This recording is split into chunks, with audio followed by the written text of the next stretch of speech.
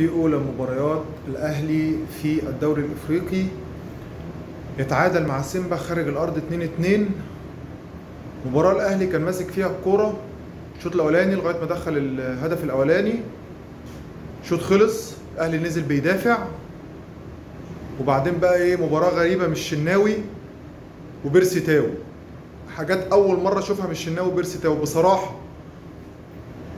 جونين في دقيقتين في الأهلي، وبعدين هدف تعادل كهربا بيجيبه في الدقيقة 63، وبعدين 3 تغييرات أغرب من بعض: طاهر وخالد وصلاح محسن، واحد نازل عشان يجيب فاولات، والتاني نازل عشان ياخد الكورة ومش عارف يبصيع، والتالت نازل عشان يضيع كور.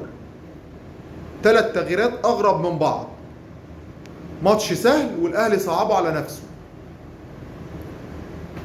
إن شاء الله إن شاء الله نتيجة التعادل مش وحشة، وإن شاء الله يوم الثلاث يبقى الفوز من القاهرة. السلام عليكم ورحمة الله.